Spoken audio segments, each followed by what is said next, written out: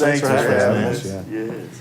So, right out of the gate, first album, get it, pull it out. You've got this this comic strip in here with a robot. Interesting. I put the album in, and then right out of it's Mongo right out of the gate.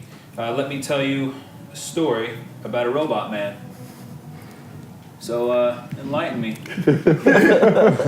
I guess that's on me. Oh, yes. I'm pretty prophetic, you know. When we, I don't know, bullshit. I don't know. We like robots and destruction and silly things, and you can't take yourself too seriously. And so you're talking about the artwork there. So that's all done by a fantastic artist named Tim Doyle at NakatomiInc.com, I think. He's the shit. You should check him out. He got #1 Artist of the Year in the Chronicle a couple years ago. He's blowing up all over the world. But so he did an 8-page comic book in there as the insert for that first album. And so it's basically 2 robots, which we call Meganaut, and Mongo is the evil robot. So that's kind of where the other song came, the title song came for. It's just kind of tongue-in-cheek writing a song about the record or something. Okay. About an evil robot that destroys things. Well, so That's pretty. So do you guys have anyone in the band in particular into comics or animation in general? Not me. No, kind I of really not. don't like we're all giant children at heart, so I like robots and cartoons and destruction, but Right. we're not like big. We're more into vinyl and guitars and stuff than comic books, I would say. Okay. Well, so And drinking. but speaking of geeks, Jeff, you've always been technically present. As a matter of fact, you started as an audio engineer and actually engineered the first album, correct? Yeah, I did it with a great friend of mine, Barrett Walton. We did it over at Infinity Recording Studios. We did it together, and then I mixed it myself. And then we had Howie Weinberg in New York master it, who, great guy, did awesome work. Great. Do you find that having that education and experience on the technical side of things influences the band in any particular direction, or? Oh, I'm sure it has. You know, you can't spend hundreds, as you know, you can't spend hundreds and hundreds of hours in recording studios and not have it rub off. I think that's probably one reason my songs are so concise, and we trim the fat and we keep everything really tight, and we don't milk things for a lot. It's probably from my years of being in the studio and not wanting to milk things and not, you know, wanting to get to the point and get out and be it as quickly and methodically as possible. Absolutely. Well, this time around, you hired someone, and this is the end result.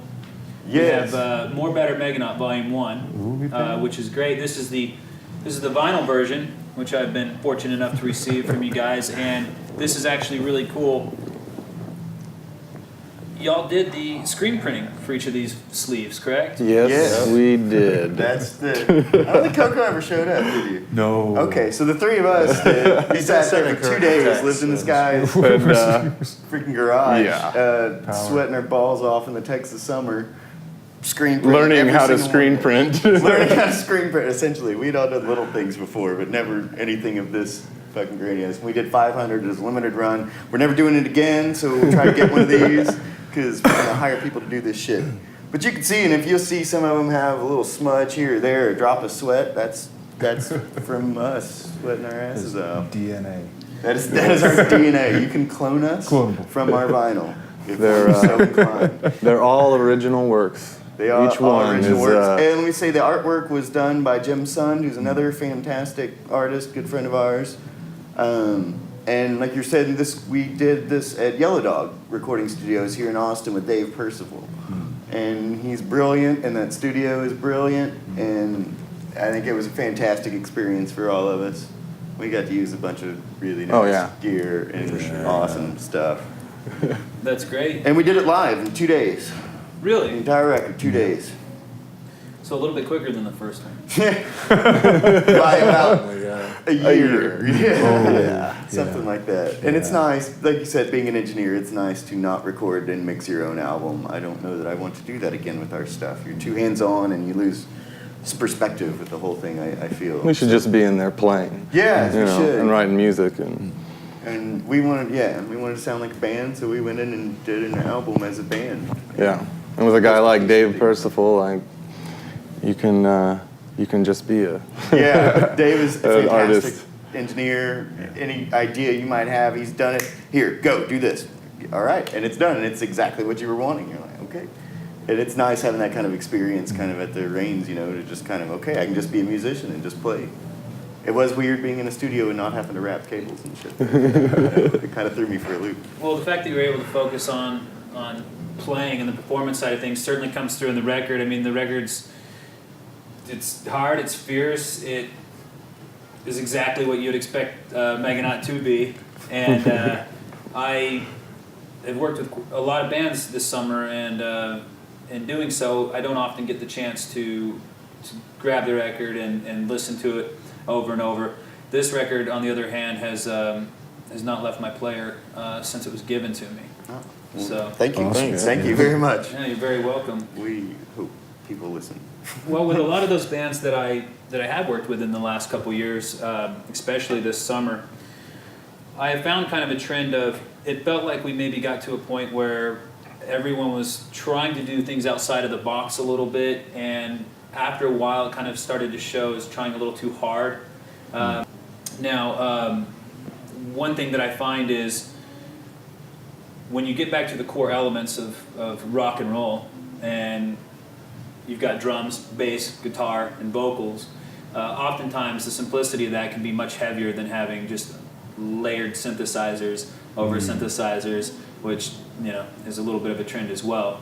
Do you guys feel? Do you see that trend when you're out playing? How do you guys feel about that? Well, I mean, most of the bands we play with are dirty rock bands like we are. We don't play with a lot of synthy people. We're informed by, what ends up, through Zeppelin and Sabbath and all that other stuff that we grew up listening to.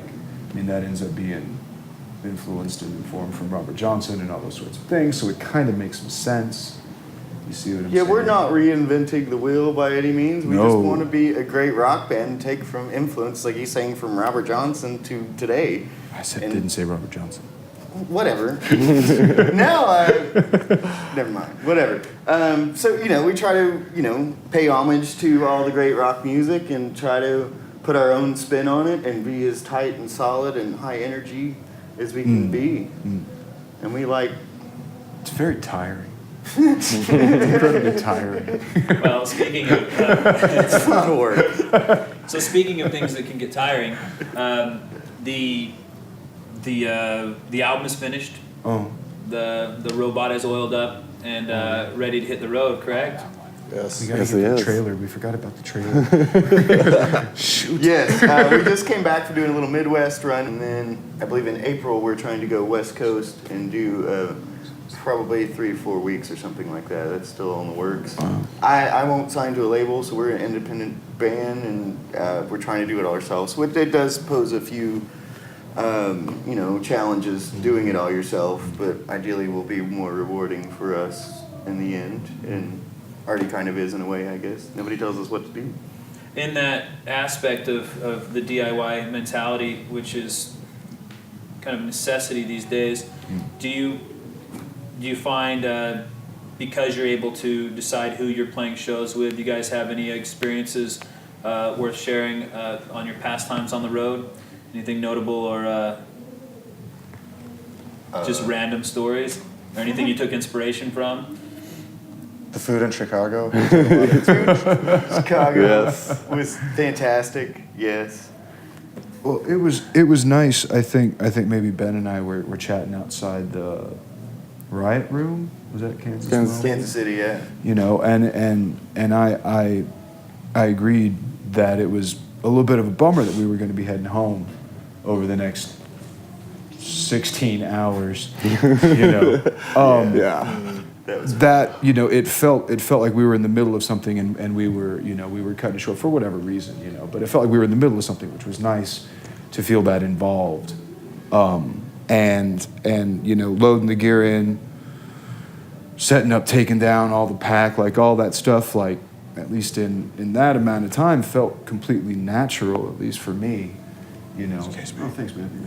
Yeah, what up, D? No, I think like he's saying, back to the whole DIY thing, it does make it more difficult to stay out on the road. You know, ideally, we'd love to go out for 2 months at a time and really make a nice round around the country, but it's not as cost effective being you know, it is quite difficult. We all got houses and rent and whatnot to pay at places, and yeah, they make us pay bills even when we're not home using them. Absolutely. It seems to me, and tell me if this is true, to make a lot more sense to tour up in the Northeast and that area due to the fact that a lot of the cities are closer together than, say, a West Coast tour. Have you guys found that to be true? Oh, yeah, definitely. West Coast is so hard because there's so many 12-hour drives, 10-hour drives between everywhere. San Francisco to Portland, Portland to Seattle, and then if you come back down and you've got over to Utah, you're on like Salt Lake. I mean, Denver, and like all those stretches are really long. It's a trek, and you have to. Yeah. It's just a fucking pain in the ass any direction. It's like 12 hours. And you have to just drive through the Paso. mountains and snow. And Yeah. All And that we're from stuff Texas. We don't know how to drive in snow. We don't want to know. We don't want to know how to drive in snow.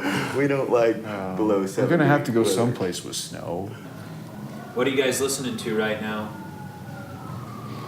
Well, I just got the new Orange Goblin on vinyl. It is a fucking killer record. Those guys have been doing it for a long time. That's really great.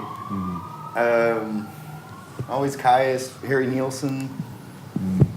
Listen to the band record. Oh yeah. Yeah, I the remember The that. self-titled one, yeah. Yeah. I love that's a good the one. Pink Houses. Yeah. One of my I just favorites. picked up Moondog Matinee. I was listening to that yesterday, actually. The Animals. Been listening to a lot of the Animals That's lately, too. Dig the Animals. Yeah.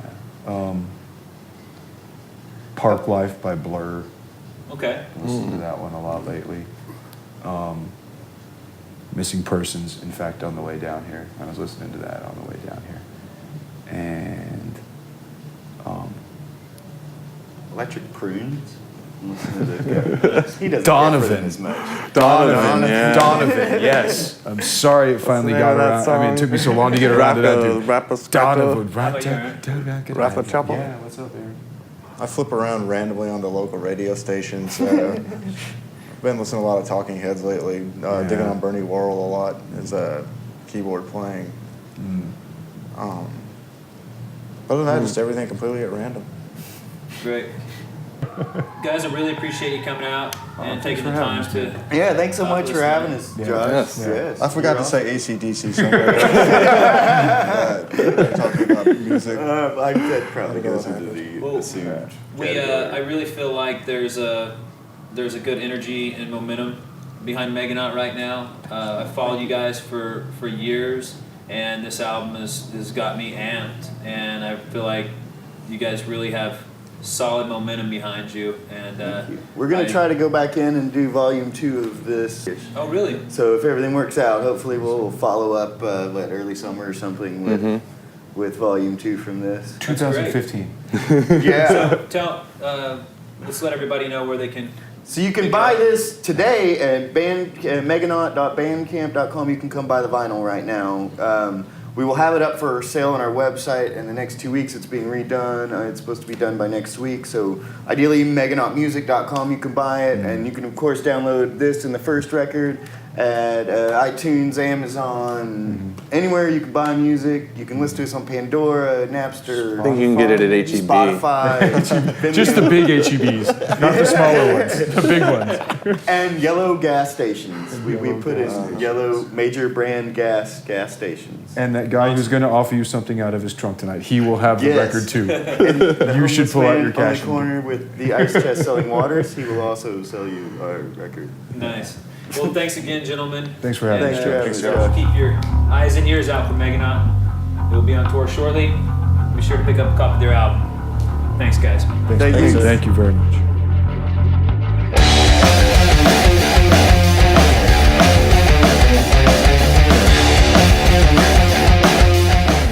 I want to see the Beatles in like a private room without 15 million. You're not the screaming Queen of girls. England, dude. Well, I'm saying if this is fucking That's made a up high back anyway, half chair, of them are fucking but you dead are not anyway, the so Queen of whatever.